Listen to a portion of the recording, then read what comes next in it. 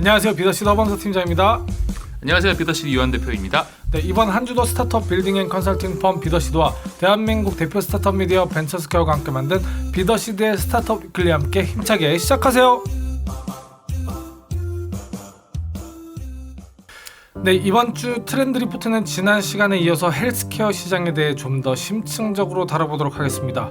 헬스케어 시장이란 게 말이죠, 일반 산업이랑은 본질적인 차이가 있다고 볼 수 있습니다. 소비자의 니즈가 존재하는 시장에서 그 니즈에 맞는 제품과 서비스가 출시되고 홍보가 되면 팔리는 일반적인 비즈니스 프로세스와는 달리 헬스케어 시장은 사람의 건강 그리고 생명과 연관되어 있다는 점에서 좀 더 복잡합니다. 근데 기업 그리고 소비자 그리고 시장의 룰을 정하는 정부, 이렇게 세 가지 주체에 의해서 돌아가는 일반 비즈니스와는 달리 헬스케어 시장에는 병원, 보험사, 심평원, 규제기관 등 제품 및 서비스가 고객에게 전달되는 과정에서 정말 다양한 주체들의 이해관계가 얽혀 있습니다.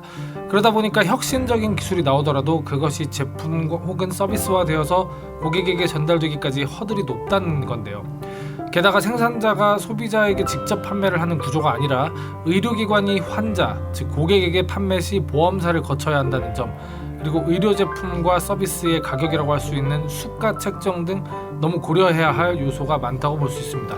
네, 이 분야 최고 권위자 중에 한 분인 디지털 헬스케어 파트너스의 최윤섭 대표님의 표현을 빌리자면, 돈을 내고 사고 싶지만 살 수 없거나 정말 필요하다는 고객이 있지만 팔 수가 없거나 팔 수 있긴 하지만 원가 보존이 안 된다는 말인 것 같습니다. 따라서 국내에서 헬스케어 사업을 하기 위해서는 몇 가지 특징을 이해하는 것이 중요할 텐데요. 첫째, 한국 의료 체계는 미국 및 기타 선진 국가는 다르다는 것. 둘째, 국내 의료 시스템의 특성을 명확히 파악해야 한다는 것. 셋째, 미국이나 다른 나라에서 대박난 아이템이 한국에서는 통하지 않거나 불법일 수 있다는 점입니다. 네, 말씀을 듣고 나니까 저희가 몇 년 전에 컨설팅했던 프로젝트가 좀 기억이 나는데요. 이 타액으로 유전 정보를 분석하는 미국의 유전자 검사 회사인 23andMe를 벤치마킹한 프로젝트였습니다. 유사 아이템이긴 했지만 한국에서는 병원을 거치지 않고 고객에게 제공할 수 있는 유전자 결과의 종류가 극히 제한적이라서 프로젝트를 준비하던 당시에도 향후 검사 항목에 대한 공개가 확장될 것을 기대한 채로 사업성을 선정했는데요. 네, 23andMe가 2015년 FTA 승인을 받고 매년 빠르게 서비스 항목을 확장해왔던 것과는 달리 한국에서는 지금까지도 여전히 대부분의 정보 공개가 막혀있는 것을 보면 한국의 의료 관련 규제가 정말 단단하다는 것을 몸소 느낄 수 있었습니다. 이러다 보니 지난번 리포트에서 말씀드렸듯이 코로나19로 인해 전 세계적으로 헬스케어 분야에 대한 투자가 비약적으로 증가한 데 비해선 국내에서는 그 성장성이 여전히 지지부진합니다. 네, 그럼에도 주목할 만한 행보를 보이고 있는 국내 스타트업들이 있을 텐데요. 어떤 기업들이 있을까요? 네, 먼저 딥러닝 기술을 기반으로 한 의료 AI 스타트업이 루닛이 있겠습니다. 흉부 엑스레이, 유방 촬영을 AI 알고리즘이 분석해 기움, 결핵, 폐렴과 같은 주요 질환을 조기에 진단하도록 돕는 소프트웨어인 루닛 인사이트를 개발 판매하는 회사입니다. 중국계 VC인 레전드 캐피탈을 비롯해 인터베스트, IMM 인베스트먼트, 카카오벤처스, 신한은 금융투자, NAT투자증권 등으로부터 300억 원의 시리즈 C 투자를 받았습니다. 누적 투자 금액은 약 590억 원에 달한다고 하네요. 네, 투자 규모가 어마어마하네요. 6년 만에 기업 가치 2천억을 넘었다는데 이제는 그 이상이 되었겠습니다. 다음 기업은 어디인가요? 네, 다음으로는 뷰노입니다. 의료 영상, 병리, 생체 신호 등 의료 분야 데이터를 분석해 진단과 치료, 예후 예측까지 이루는 인공지능 질병 진단 솔루션을 개발 공급하고 있습니다. 2014년 12월 설립된 뷰노는 스마일게이트 인베스트먼트, HB 인베스트먼트, SBI 인베스트먼트 등에서 시리즈 A 투자를 받았고요. 이후 지난 18년 110억 원 규모의 시리즈 B 투자 유치에 성공했다고 합니다. 당시 투자에는 재무적 투자뿐만 아니라 녹십자홀딩스가 50억 원의 보통주를 매입하며 전략적 투자자로 참여했습니다. 그 외에도 만성질환 환자들이 병원 밖에서도 스스로 건강을 관리할 수 있는 의료기기와 플랫폼을 제공하고 있는 헬스케어 스타트업 스카이랩스 없이 많은 투자금을 받았습니다. 심장 모니터링 웨어러블 의료기기인 카트1은 세계 최초로 반지 형태로 개발되었는데요. 반지 내에 삽입된 작은 광학 센서가 손가락 안에 혈관에 실려있는 혈류의 흐름을 관측해 심방세동의 불규칙한 리듬을 실시간 자동 측정합니다. 스파크랩, 바이엘, 에이티넘 인베스트먼트 등으로 총 투자금액 120억 원을 받은 바 있습니다. 네, 이렇게 거친 환경에도 불구하고 빠르게 성장하는 디지털 헬스케어 기업들을 보면 성공 전략이라는 것이 존재할 수 있을 텐데요.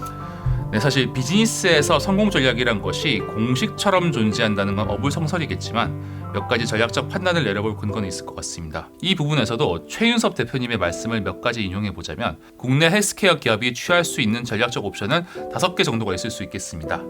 첫째로 끈질기게 국가기관과 이해관계자들을 설득하여 정책을 바꾸고 그 안에서 기회를 찾아내는 23andMe와 같이 시스템에 도전하여 변화를 이끄는 방법이 있을 수 있습니다. 둘째로 현재 국내 헬스케어 분야 상장사들과 같이 현 시스템 하에서 최선의 답을 찾을 수도 있겠고요. 셋째로 모빌리티 분야의 타다와 같이 시스템의 틈새를 찾아 사업을 할 수도 있습니다. 네, 어찌 보면 타다는 그렇게 해서 사업을 성공적으로 런칭했지만 이해관계자들의 압력에 굴복해서 사업을 접은 안타까운 사례를 보여준 적이 있어서 더 많은 시사점이 있는 것 같습니다. 네, 맞습니다. 기업하는 사람 입장에서 굉장히 슬픈 사례가 아닐 수 없는데요. 그래서 아예 시스템을 회피하는 것도 방법이 될 수 있습니다. 한때 정말 핫했던 분야인 스마트워치나 웰니스 제품들과 같이 현 의료법에 저촉되지 않는 수준에서 건강에 대한 정보를 제공해주는 비즈니스가 대표적인 사례로 볼 수 있습니다. 마지막으로 한국을 떠나 해외에서 사업하는 것도 헬스케어 스타트업의 옵션입니다. 네, 그렇게 해서 사업을 시작한다고 해도 폭발적인 성장과 그를 위한 투자 유치를 위해서는 단순히 한 분야에 잘 뿌리를 내리는 것만으로는 부족할 텐데요. 특히 한국과 같이 운신할 때마다 규제나 이해관계가 발목을 잡는 경우에는 언제 어디서 어떤 리스크가 도사리고 있을지 모를 텐데요. 초기 비즈니스 모델을 기반으로 합리적인 확장 플랜을 짜는 것이 중요하다고 볼 수 있겠습니다. 네, 맞습니다. 개인 유전 정보 분석 회사에서 데이터 기반의 제약사로 성장한 23andMe, 그리고 IoT 스마트 칫솔 제조사에서 데이터 기반 보험사로 성장한 빔 등이 그걸 보여주는 멋진 사례입니다. 네, 한국의 의료 서비스는 세계 최고 수준의 보편성과 의료진들의 전문성을 동시에 갖추고 있다는 평가를 받고 있습니다. 물론 낮은 수준의 수가 책정이라는 고질적인 문제를 안고 있긴 하지만 의료진의 수준과 의료의 질만으로 따졌을 때는 세계 최고로 합리적인 가격에 치료받기 쉬운 곳이라고 볼 수 있는데요. 이렇게 선진적인 환경에서 헬스케어 산업에 대한 유연한 규제 환경만 갖춰진다면 내수용이 아니라 세계 어느 선진국에서도 먹힐 수 있는 멋진 서비스들이 나올 것이라 믿어 의심치 않습니다. 그리고 어서 그런 날이 더 빨리 찾아오길 바라봅니다. 네, 여기까지 저희 비더시대가 준비한 2주의 트렌드 리포트였습니다. 계속해서 저희 위클리를 들어주시는 분들 너무 감사합니다. 콘텐츠와 관련된 보다 더 자세한 소식은 벤처스퀘어 홈페이지를 확인해 주시면 됩니다. 문의나 제의 등 저희와 함께 할 수 있는 게 있다면 언제든 편하게 이메일을 보내주세요. 네, 그럼 다음 주에 새로운 소식들로 인사드리겠습니다. 비더시대의 스타트업 위클리는 대한민국 대표 스타트업 미디어 벤처스퀘어와 함께합니다. 감사합니다.